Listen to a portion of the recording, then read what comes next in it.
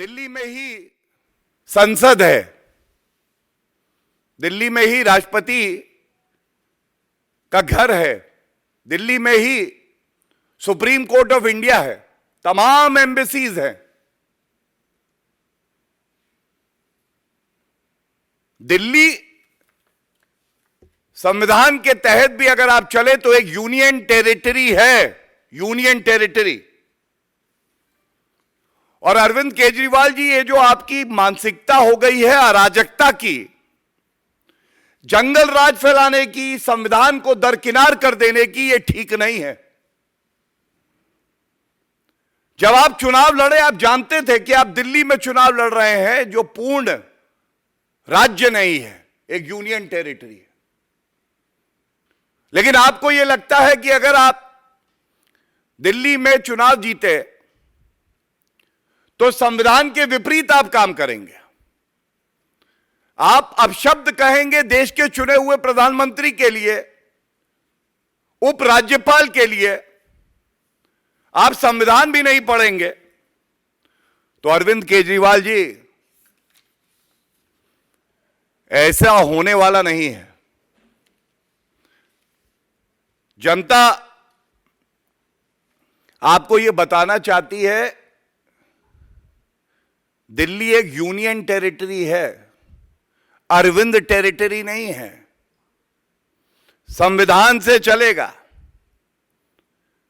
केजरीवाल के कानून से नहीं चलेगा। और मैं आपके सामने अब जो तथ्य रखने जा रहा हूं, इस उम्मीद से रखने जा रहा हूं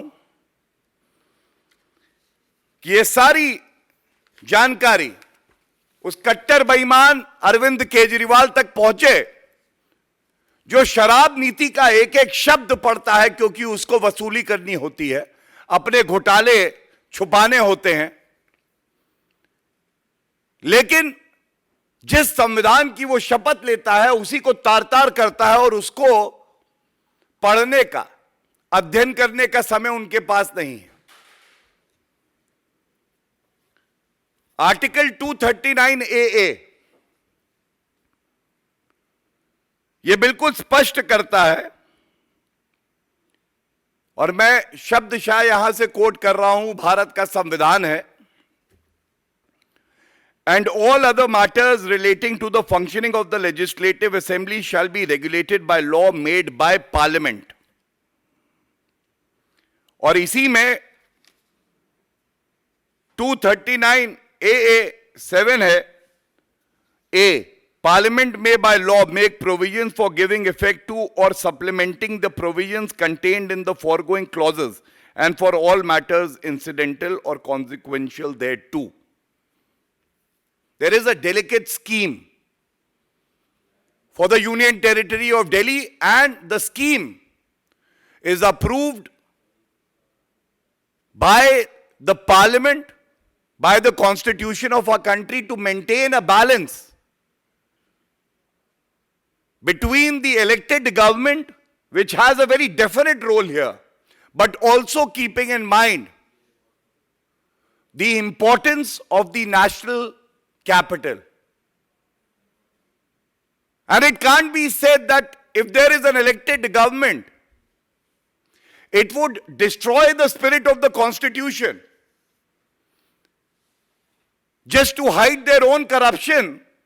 It would harass, it would threaten various government officers।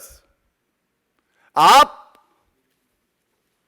प्रताड़ित करेंगे, डराएंगे, धमकाएंगे उन अफसरों को जो आपको रोकते हैं कि फाइलें चुरा के मत लेके जाओ शराब घोटाले की, जो अपना कार्य कर रहे हैं, जो आपको यह बता रहे हैं कि शीश महल में आपने घोटाला किया।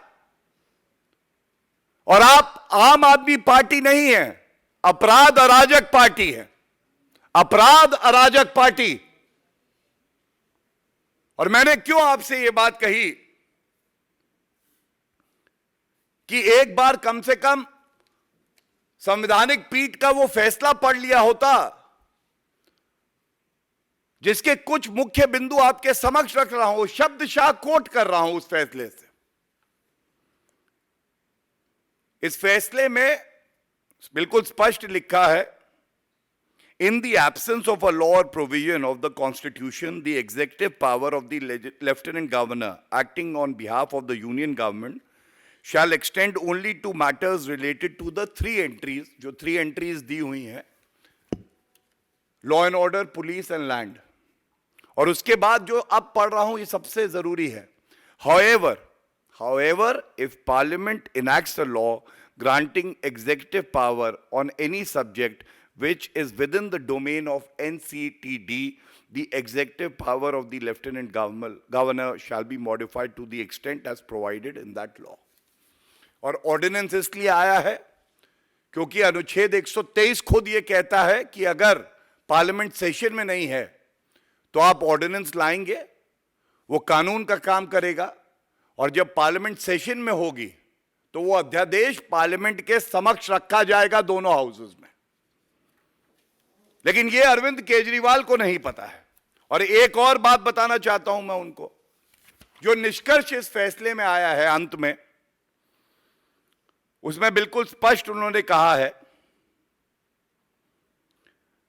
The executive power of NCTD with respect to entries in list 2 and list 3 shall be subject to the executive power expressly conferred upon the union by the Constitution or by a law enacted by Parliament.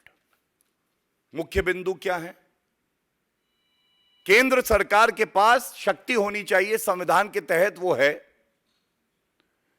अगर उस शक्ति का इस्तेमाल करके एक कानून आएगा तो वो कानून मान्य होगा अरविंद केजरीवाल जी के लिए भी, क्योंकि संविधान के तहत ही दिल्ली को सरकार को चलना है। अध्यादेश आया, कानून आ गया है, और ये कानून जनता के हित में ऐसे है कि आप अपने घोटाले जो उजागर हो रहे हैं उसके तथ्य इकट्ठे ना हो जाएं तो आप अफसरों को डरा रहे हैं, धमका रहे हैं। आपका इतिहास भी ये रहा है कि आपने तो दिल्ली के पूर्व चीफ सेक्रेटरी को नहीं छोड़ा था, मारपीट करी थी। तो आज अगर उनको स्वतंत्र रूप में काम करने के लिए एक कानून आता है तो आपको दर्द क्यों होता है, यह सवाल आपसे जरूर पूछा जाएगा। और मैं सुन रहा था, इन्होंने कहा कि भद्दा मजाक है। अरविंद केजरीवाल जी, भद्दा मजाक यह है कि आप दिल्ली का चुनाव लड़ते हैं और जिस संविधान की शपथ लेते हैं, ना उस संविधान को पढ़ते हैं, ना सर्वोच्च न्यायालय के फैसले को पढ़ते हैं, और आपको यह लगता है कि तानाशाह अरविंद केजरीवाल जो कह देगा वो देश के संविधान से ऊपर होगा। ऐसा होगा नहीं अरविंद केजरीवाल जी। मैं यही कह के अंत करूंगा। आपका वक्तव्य सुना, आपने कहा हम लोग बड़े छोटे लोग हैं, जनता तय कर लेती है कौन छोटा है कौन बड़ा है। लेकिन जो आपकी सोच और विचारधारा बाहर आ रही है, आपकी सोच और आपकी विचारधारा वाकई बहुत ही छोटी है, संविधान विरोधी है और अराजक है। यह मैं बड़ी जिम्मेदारी से यहां कह सकता हूं। धन्यवाद।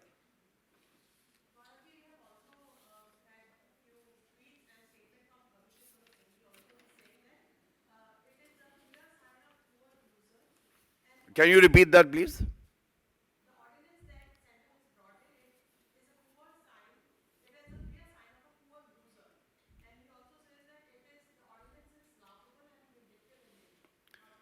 With utmost respect to my colleague at the bar, I would like to say no lawyer decides the validity and the constitutionality of any law, ordinance, or an act that is enacted in the parliament.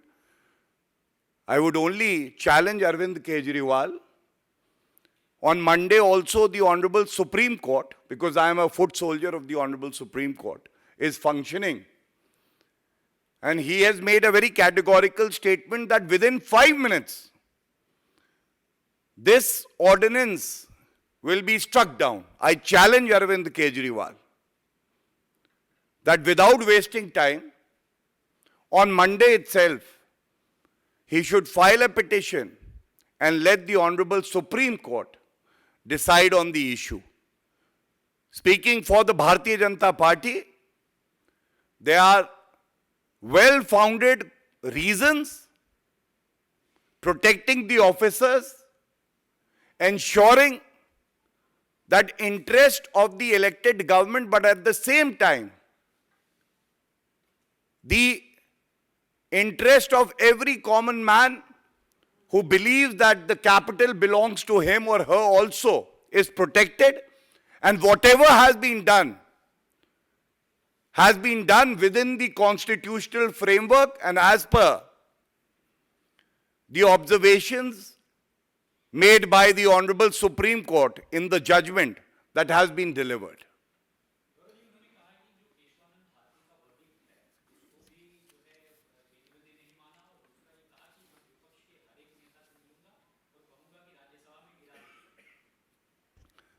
देखिए, ऐसा है कि वो क्या कुछ गिराएंगे जो खुद गिरे हुए हैं लोगों की नजरों में।